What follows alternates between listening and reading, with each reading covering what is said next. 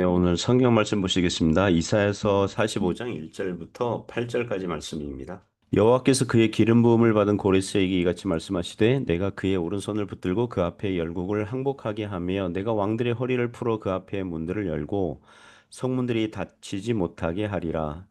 내가 너보다 앞서 가서 험한 곳을 평탄하게 하며 논문을 쳐서 부수며 쇠빗장을 꺾고 내게 흑암 중에 보화와 은밀한 곳에 숨은 재물을 주어 내 이름을 부르는 자가 나 여호와 이스라엘의 하나님인 줄을 네가 알게 하리라. 내가 나의 종 야곱 내가 택한 자 이스라엘 곧 너를 위하여 내 이름을 불러 너는 나를 알지 못하였을지라도 내게 칭호를 주었노라. 나는 여호와라 나 외에 다른 이가 없나니 나밖에 신이 없느니라. 너는 나를 알지 못하였을지라도 나는 내 띠를 동일 것이요 해 뜨는 곳에서든지 지는 곳에서든지 나밖에 다른 이가 없는 줄을 알게 하리라. 나는 여호와라 다른 이가 없느니라. 나는 빛도 짓고 어둠도 창조하며 나는 평안도 짓고 환란도 창조하나니 나는 여호와라 이 모든 일들을 행하는 자니라 하였노라. 하늘이여 위로부터 공의를 뿌리며 구름이여 의를 부를지어다. 땅이여 열려서 구원을 싹트게 하고 공의도 함께 움돋게 할지어다. 나 여호와가 이 일을 창조하였노라. 아멘. 네, 오늘 고레스를 세우심, 고레스 왕을 세우심 이런 제목으로 하나님 말씀 증거하겠습니다. 오늘 성경 말씀은 하나님께서 이방 나라 고레스 왕을 세우셔서 여러 나라들을 이기게 하시고 정복하게 하시고 포로되었던 이제 구약 백성들을 귀환하도록 하는데 사용하시겠다는 내용입니다. 우리 하나님께서 믿지 않는 이방인을 사용해서라도 하나님의 일을 얼마든지 행하시는 것을 봅니다. 몇 가지 교훈으로 은혜를 나누고자 합니다. 하나님께서 믿음이 없는 자도 사용하십니다. 하나님께서 이방인도 사용하십니다. 믿음이 없는 자, 이방인도 사용하신다는 것입니다. 1절에서 3절 내용이 교훈하는데요. 먼저 1절 보시면 여호와께서 그의 기름 부음을 받은 고레스에게 이같이 말씀하시되 여기서 고레스라는 이름이 나오거든요.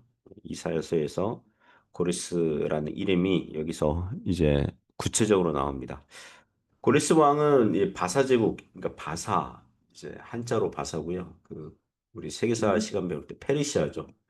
페르시아 황제예요. 예, 페르시아를 이제 세우는 왕이죠. 예, 바사 제국 페르시아 왕이 되는 사람입니다.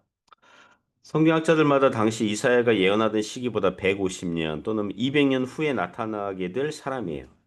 이방 왕인데 오늘 성경에 보니까 그의 기름 부음을 받았다. 예, 하나님의 기름 부음을 받았다.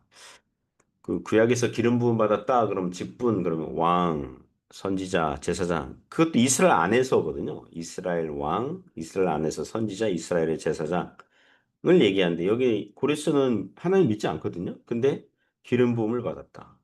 기름 부음을 받았다.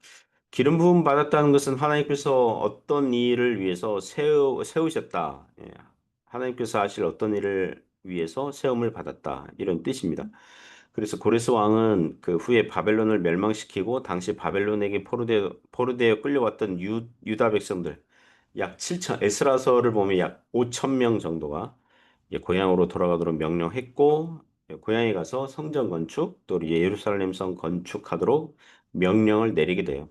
그런 면에서 구약 이스라엘 백성들에게 구원을 베푸는 성격이 있으니 오실 메시아 그리스도를 예표하는 사람 중에 하나라고 할 수 있습니다.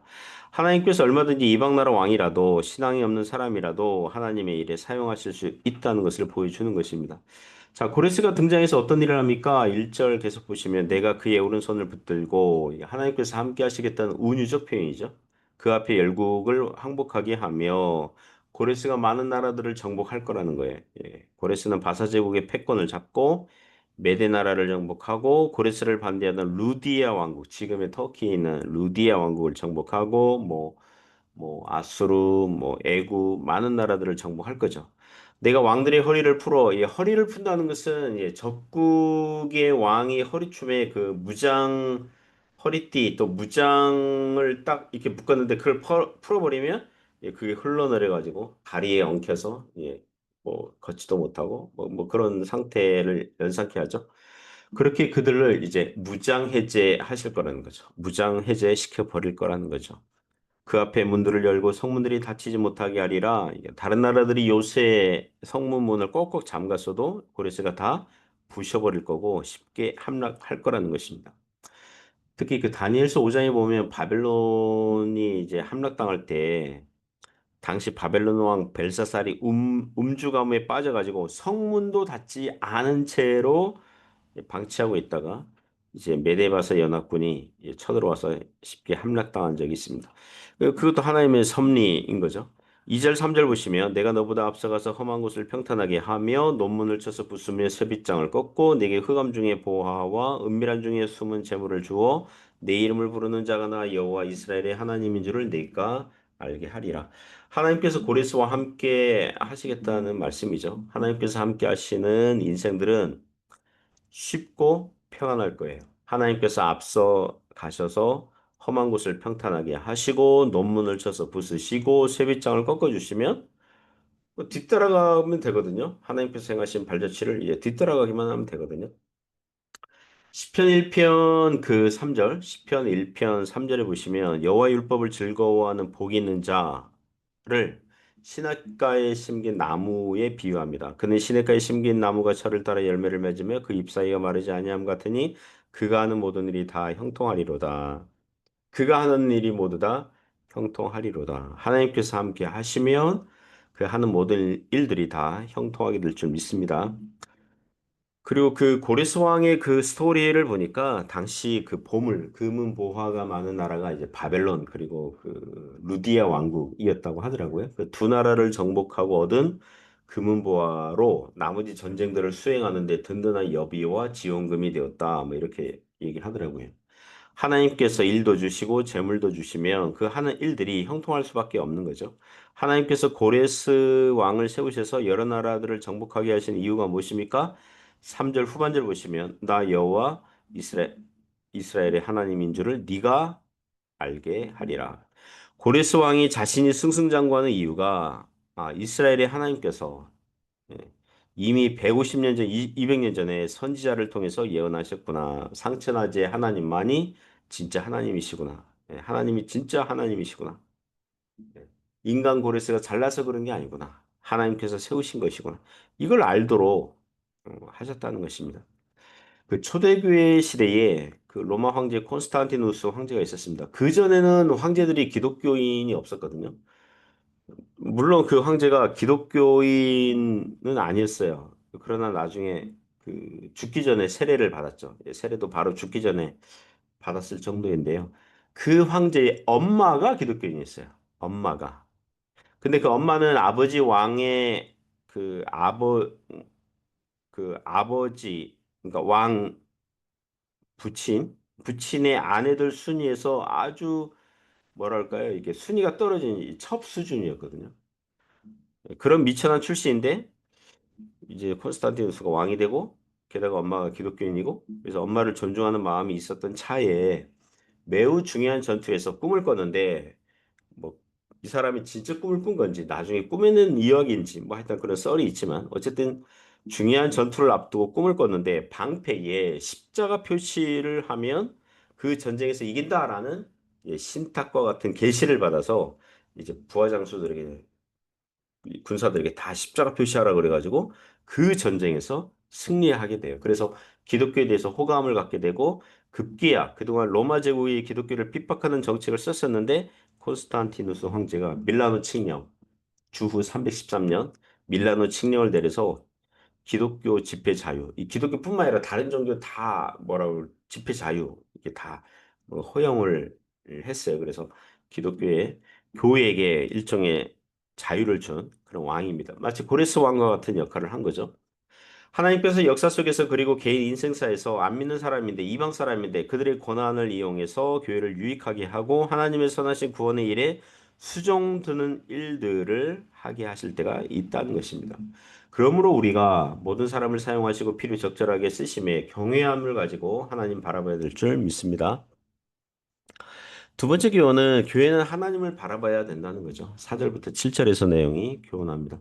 4절부터 7절 내용 보면 이사야에서 계속 반복되는 주제가 나오거든요. 당시 남유다 백성들은 우상 숭배가 심했고 하나님께서 선지자를 통해서 다른 나라에게 그 나라가 이스라엘 나라가 유다 나라가 망할 것이고 성전은 무너질 것이고 다른 나라에게 포로되어 끌려간다는 매우 그 두려운 그런 메시지를 이제 듣게 되죠. 그래서 이 남유다 왕국 백성들이 근심에 쌓여요. 근심에 있게 되죠.